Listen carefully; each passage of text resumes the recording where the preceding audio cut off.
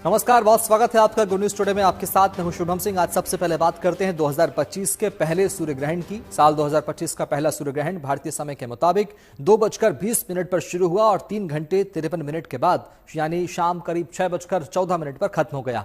आपको लिवरपूल और ग्रीनलैंड की तस्वीरें टीवी स्क्रीन पर दिखा रहे हैं। तो सूर्य ग्रहण की तस्वीरें भारत में नहीं देखी गई, इसलिए ग्रहण के सूतक के नियम का पालन नहीं किया गया। ये सूर्य ग्रहण दक्षिण अमेरिका, आंशिक उत्तरी अमेरिका, उत्तरी एशिया, उत्तर पश्चिम अफ्रीका, यूरोप, उत्तरी ध्रुव, आर्कटिक महासागर और अटलांटिक महासागर जैसी जगहों पर आसमान में अद्भुत नजारा दिखाई दिया। सूर्य ग्रहण के दौरान चंद्रमा सूर्य को ढक लेता है, जिसके चलते पृथ्वी पर सूर्य की रोशनी नहीं आ पाती। आपको बता दें कि सूर्य ग्रहण एक आंशिक सूर्य ग्रहण था जो भारत में दिखाई नहीं दिया।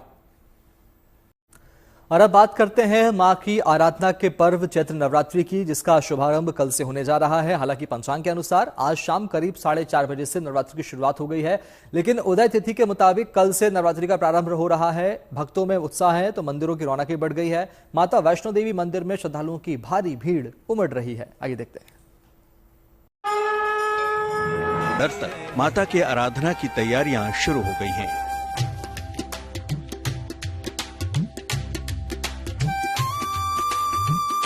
हर साल की तरह माता वैष्णो देवी के दर पर भी आस्था का जन सैलाब उमड़ रहा है। भक्तों में अपार उत्साह है, हृदय में उत्साह का संचार हो रहा है।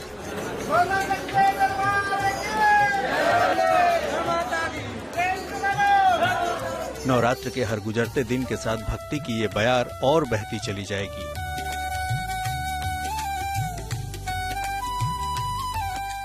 लेकिन इस बार माता वैष्णो देवी मंदिर के साथ साथ कटरा से लेकर पूरे मंदिर मार्ग पर सुरक्षा कड़ी कर दी गई है।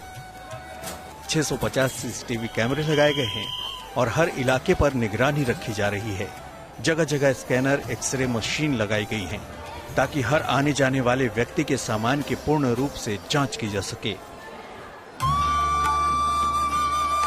चैत्र नवरात्रि से हिंदू नववर्ष की शुरुआत भी होती है, इसलिए चैत्र नवरात्र का खासा महत्व माना जाता है। कहा जाता है कि इस नवरात्रि में शक्तियों का अर्जन किया जाता है, इसलिए ये नवरात्रि ज्ञान की मानी जाती है, जबकि अश्विन नवरात्रि धन की होती है। इस बार नवरात्रि 30 मार्च से शुरू होकर 6 अप्रैल को समाप्त होगी।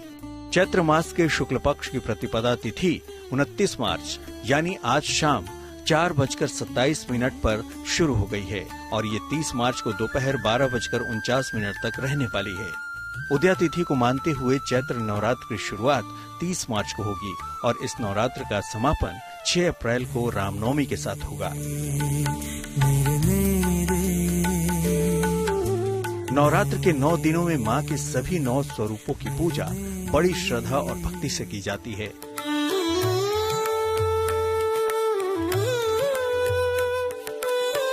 सच्चे मन से की गई पूजा से मां प्रसन्न होती हैं। मान्यता है कि नवरात्र में मां दुर्गा के 9 स्वरूपों की पूजा करने से भक्तों की हर मनोकामना पूर्ण होती है। मां दुर्गा के आशीर्वाद से भक्तों को सुख, समृद्धि, यश, वैभव, ज्ञान और सम्मान का आशीर्वाद मिलता है।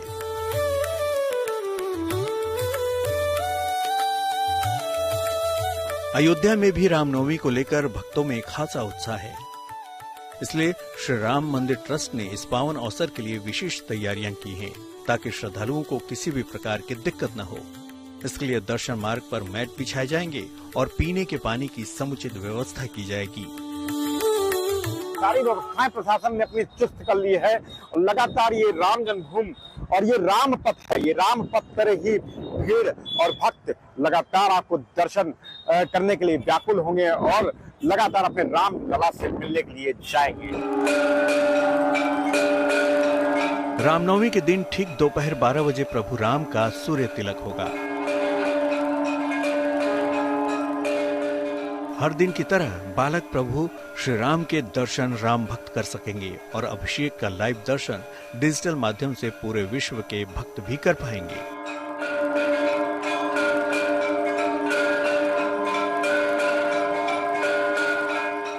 रामनवमी के दिन दोपहर को 12 बजे सूर्य भगवान की किरण रामलला के ललाट को प्रकाशित करेगी। लगभग 4 मिनट ये प्रकाशन होगा। संभवतः दूरदर्शन ये कोशिश करेगा कि अयोध्या फैजाबाद में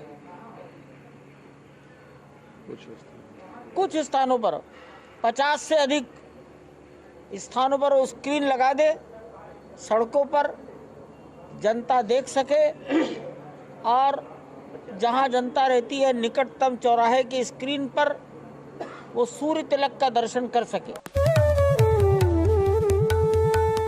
राम भक्तों को आरामदायक और सुव्यवस्थित दर्शन को अनुभव कराने के लिए विशेष व्यवस्थाएं की गई हैं, ताकि भक्त प्रभु श्री राम के बाल स्वरूप के अलौकिक दर्शन कर दिव्य अनुभूति का आनंद ले सकें। अयोध्या से मयंक शुक्ला के साथ bureau report, good news today.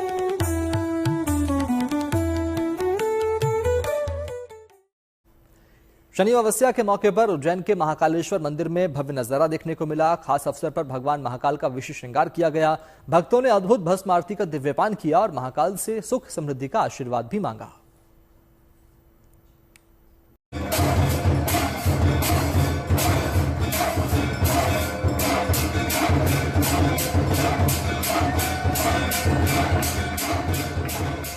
सनातन धर्म में शनि अमावस्या का विशेष महत्व है। उज्जैन के महाकालेश्वर मंदिर में भी इस खास अवसर पर भक्तों का जमावड़ा लगा। शुभ ब्रह्म मुहूर्त में भगवान महाकाल के दिव्य और भव्य भस्म आरती की गई और उनका श्रृंगार किया गया, जिसका गवाह बनने के लिए बड़ी संख्या में श्रद्धालु मौजूद थे।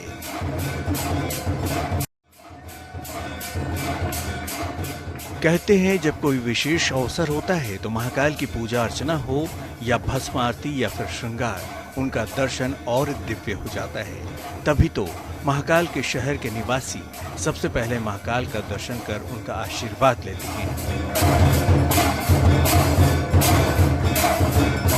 जब शनिचरी अमावस्या या सोमती अमावस्या जब आती है तब ग्रामीणों का भाव ज़्यादा होता है और वो शहर के इधर आते हैं और स्नान करना और भगवान के दर्शन करना। आज भगवान की भस्म आरती में दिव्य दर्शन हुए, दिव्य आरती हुई है और हजारों भक्तों ने, हजारों ग्रामीणों ने भगवान महाकाल का श्रृंगार और दिव्य आरती का दर्शन किया। मंदिर की परंपराओं के अनुसार अनुष्ठान तड़के बाबा महाकाल के पट खुलने के साथ शुरू होता है। इसके बाद दूध, दही, घी, चीनी और शहद के पवित्र मिश्रण यानी पंचामृत से पवित्र स्नान कराया जाता है। इसके बाद भगवान को भांग और चंदन से सजाया जाता है।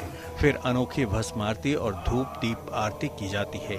साथ ही ढोल की ताल और शंख की ध्वनि भी गूंजती रहती है।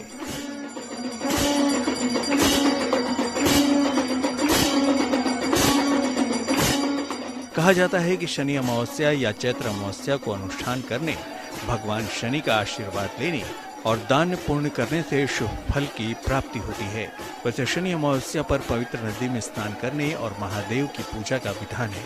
कहते हैं इस पवित्र तिथि पर पितरों का तर्पण और पिंडदान करने से 3 पीढ़ी के पूर्वजों को मोक्ष की प्राप्ति होती है और उनका आशीर्वाद भी मिलता है।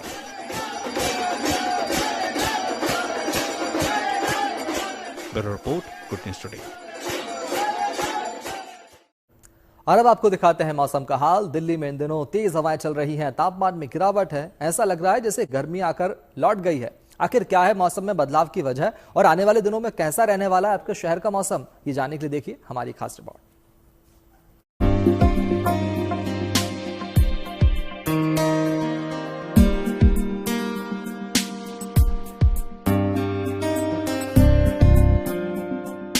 राजधानी दिल्ली और एनसीआर में इन दिनों मौसम खुशगवार है। सूरज की रोशनी में तपिश नहीं है और फिजाओं में तेज बयार है, जिसके कारण ऐसा लग रहा है जैसे गुलाबी ठंड की वापसी हो गई है। ऐसा इसलिए है क्योंकि दिल्ली और आसपास के इलाकों में मौसम ने एक बार फिर से करवट ली है। इसके चलते मार्च के अंत में यहाँ का माहौल बदला हुआ है। आम लोगों के लिए दिल्ली के मौसम का यह हाल राहत देने वाला है, क्योंकि 2-3 दिन पहले तक जहां तेज गर्मी का एहसास हो रहा था, जबकि अब तेज हवाएं चल रही हैं, तो तापमान में गिरावट दर्ज की जा रही है। केवल दिल्ली ही नहीं बल्कि उत्तर और पश्चिमी भारत के कुछ हिस्सों में भी ऐसे ही हालात हैं। लिहाजा लोगों को फिलहाल तेज गर्मी से निजात मिलती दिख रही है।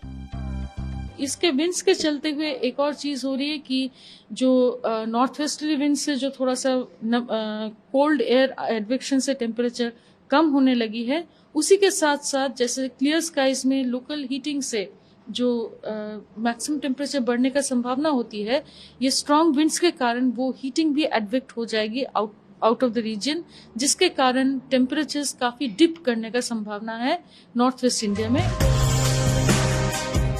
राजधानी दिल्ली में हाल ही में तापमान 40 डिग्री सेल्सियस के आसपास पहुंच चुका था, लेकिन शुक्रवार को यहां 32 डिग्री के करीब ही रहा।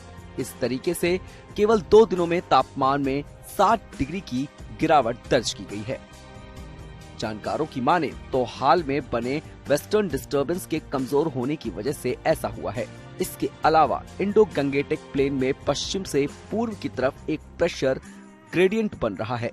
पश्चिम में अमृतसर और पूर्व में गोरखपुर यानी 2 इलाकों के बीच में हवा के दबाव के अंतर से ये स्थिति पैदा हुई है। यही वजह है कि दिल्ली और आसपास के इलाकों में तेज हवाएं चल रही हैं और तापमान घटा है। पूरा हफ्ता आपका खास वेदर रहने की संभावना नहीं है नॉर्थ वेस्ट इंडिया का, मगर इसके साथ साथ स्ट्रॉन्ग विंड्स भी ब्लो कर रहे हैं, और जिसके चलते आपका पूरा नॉर्थ इंडिया में यानी कि आपका जम्मू कश्मीर, हिमाचल प्रदेश, उत्तराखंड, पंजाब, हरियाणा और उत्तर प्रदेश और मध्य प्रदेश तक स्ट्रॉन्ग विंड्स 20 से 30 किलोमीटर प्रति घंटा चल रही है। और राजस्थान में खासकर डस्ट स्टॉर्म चल रहे हैं, डस्ट रेजिंग विंड्स चल रहा है, जिससे विजिबिलिटी काफी कम होती जा रही है। मौसम का ये रुख रविवार तक बरकरार रहने की संभावना है। रविवार से हवा की रफ्तार में कमी आ सकती है, और जब हवा की रफ्तार बदलेगी तो गर्मी का दौर शुरू हो सकता है। लिहाजा अगले हफ्ते से यानी अप्रैल की शुरुआत से एक बार फिर से तेज गर्मी पड़ने के आसार हैं। नॉर्थ इंडिया, पूरा नॉर्थ इंडिया में, इनफैक्ट नॉर्थ और सेंट्रल इंडिया, मध्य प्रदेश तक उम्मीद है कि टेम्परेचर थोड़ा घटती हुई नजर आ रही है 2 दिन तक। इसके बाद जैसे ही आपका विंड्स रुक जाएगी, स्ट्रॉन्ग विंड्स, तो आपका जो लोकल हीटिंग और क्लियर स्काइज के लिए धीरे धीरे टेम्परेचर बढ़ने लगेगा, और ये जो बढ़ेगा ये भी 3 से 5 डिग्री बढ़ेगा अगले 3 से 4 दिन में, यानी कि 30 से लेके धीरे धीरे टेम्परेचर्स बढ़ती नजर आ रही है पूरा नॉर्थ इंडिया और सेंट्रल इंडिया में। हालांकि पूर्वी, पश्चिमी और दक्षिणी भारत में अभी गर्मी से राहत की उम्मीद नहीं है, लिहाजा लोगों को सावधानी बरतनी होगी। दिल्ली से कुमार कृणाल के साथ bureau report, good news today. और अब बात करते हैं उत्तर भारत में गर्मी और सर्दी की लुकाछुपी लगातार जारी है। पहाड़ी इलाकों में बर्फबारी लगातार जारी है, जिससे तापमान में गिरावट दर्ज की गई है। इसके साथ साथ बर्फ की फुहारों का आनंद लेने के लिए सैलानी भी पहाड़ों का रुख कर रहे हैं। अरुणाचल प्रदेश और लेह लद्दाख में बर्फबारी के बाद मौसम और ज्यादा सुहाना हो गया है। तस्वीरें देखिए।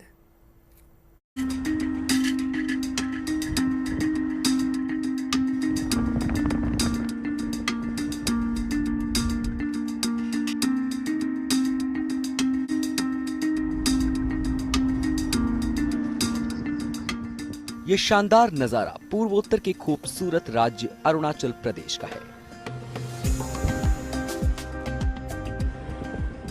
अरुणाचल प्रदेश की वादियां इन दिनों हिमपात से गुलजार हैं।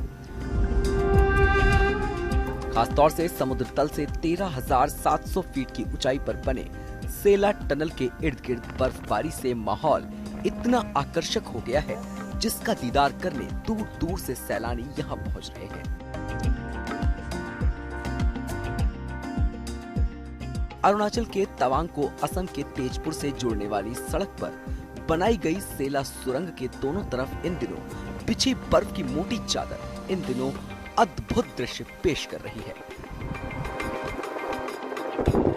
यहाँ आने वाले लोग इस माहौल का खूब लुत्फ उठा रहे हैं। बहुत अच्छा लग रहा है। बहुत कैसा लगा ये हाँ, बर्फ देखने के लिए आया है अरुणाचल में। कैसा लगता है अरुणाचल आके? हाँ, बहुत अच्छा लग रहा है। लोग कैसे हैं? लोग भी अच्छे हैं, अच्छे वेल बिहेव है सब। हाँ, अच्छे हैं। बहुत अच्छा लगा है। पहले से आने के लिए बहुत ये था, आने के तो आप आके बहुत अच्छा लगा है। और बर्फ पे तो सेला टनल 2 सुरंगों का प्रोजेक्ट है, जिसमें से एक सिंगल ट्यूब टनल की लंबाई 980 मीटर यानी करीब 1 किलोमीटर है, जबकि दूसरी डबल ट्यूब टनल करीब 1.5 किलोमीटर लंबी है। सेला सुरंग की नींव प्रधानमंत्री नरेंद्र मोदी ने फरवरी 2019 में रखी थी और इसका उद्घाटन पिछले साल मार्च में किया गया। टूरिस्ट के लिए इस टनल के नजदीक ही खास तौर से सेल्फी और पिक्चर पॉइंट भी बनाया गया है, ताकि यहाँ से वे अपनी यादें कैमरे में कैद करके साथ ले जा सकें। तो देख के मुझे ऐसा लगा था, पहले हमको लगा था कि फिर वहाँ पे only there is an like, ऐसा लग रहा था कि हम लोग जम्मू कश्मीर जैसे लग रहा है। कश्मीर जैसे? हाँ, कश्मीर की तरह फील कर रही हूँ, क्योंकि हमारे असम के नजदीक से हम लोग सिर्फ अरुणाचल पे ये सब एंजॉय कर सकता है। जोरदार बर्फबारी इन दिनों जम्मू कश्मीर और लद्दाख में भी हो रही है। लद्दाख के द्रास में हर तरफ बर्फ ही बर्फ देखने को मिल रही है। गाड़ियां बर्फ से लकदक हैं, तो सड़क पर जिधर देखो उधर बर्फ ही बर्फ है। लोग बर्फबारी का आनंद भी ले रहे हैं। सड़क पर वैसे तो काफी कम लोग दिख रहे हैं, लेकिन जो हैं उनके लिए बर्फ की फुहारें मन भावन लग रही हैं। अब तक लद्दाख में 6 इंच से ज्यादा बर्फबारी हो चुकी है, जिसकी वजह से तापमान में गिरावट दर्ज की गई है। तवांग से युवराज मेहता के साथ bureau report, good news today. Myanmar और थाईलैंड में शुक्रवार को आए भयानक भूकंप ने दोनों देशों को हिलाकर रख दिया। इस त्रासदी से निपटने के लिए भारत ने मदद के हाथ आगे बढ़ाए हैं। भारत ने न सिर्फ राहत सामग्री भेज रही है, बल्कि एनडीआरएफ की 40 टीमें भी भूटान पहुंच चुकी हैं और राहत बचाव काम में जोर शोर से सहयोग कर रही हैं।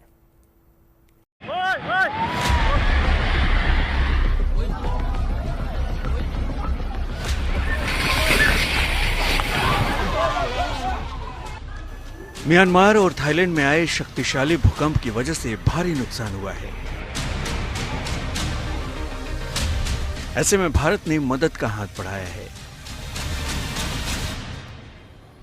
पीएम मोदी ने भी थाईलैंड से यात्रियों का आना लगातार जारी है। इतने बड़े प्राकृतिक आपदा के बाद भी कुछ वक्त में ही बैंकॉक में ट्रैफिक व्यवस्था बहाल कर दी गई और डर की वजह से लोग भारत लौटने लगे। भारत पहुंचे लोगों का कहना है कि भूकंप के बाद मंजर बहुत ही भयानक था, इसलिए उन्होंने तत्काल टिकट बुक कराया और फ्लाइट पकड़ ली। मन नहीं हुआ वहाँ रुकने का, तो हमने फौरन फ्लाइट दूसरी ली और आ गए। सर, जो तस्वीरें सामने आई हैं, बड़ी बड़ी बिल्डिंग्स जी हाँ, क्या कुछ माहौल है, डर है लोगों को? हाँ, बिल्कुल डर है, क्योंकि लोगों को यही है कि ये एक बार अर्थक्वेक आता है तो बार बार आता है, वो उस बात का डर बहुत है। सिचुएशन वहाँ पे ठीक है। हाँ, अभी तो ठीक है, अभी तो ऐसा कुछ हमने फील नहीं किया कि कोई दिक्कत है। रात तक तो बहुत दिक्कत थी कि कन्वेंस भी नहीं मिल रहा था, हमें एयरपोर्ट तक आने के लिए टैक्सी भी नहीं मिल रही थी। फिलहाल सब ठीक है? हाँ, फिलहाल तो सब ठीक है। हम शाम को नाइट में निकल पड़े सब। हाँ, सब मतलब बैंकॉक पूरा इमरजेंसी अलर्ट कर दिया और सब चीजें बंद की। सब जो भी इंडियंस थे सबको होटल पे बुला लिया। होटल्स की तरफ गए हम, वहाँ पे होटल वालों ने सपोर्ट किया। देन हमने प्री करा के booking tickets, we came back to India. Everybody is safe there, as such कोई इतना वहाँ पे नहीं हुआ है, सिचुएशन ठीक है।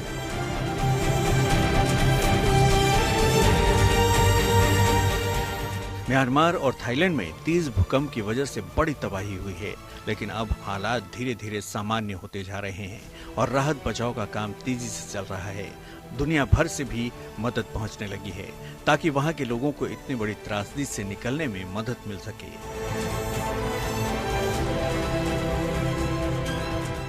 Bureau report, good news today. और इसी के साथ फिलहाल इतना ही। बाकी अच्छी खबरों के लिए आप देखते रहिए गुड न्यूज टुडे, क्योंकि अच्छी खबरों का सिलसिला यहाँ कभी नहीं थमता। नमस्कार।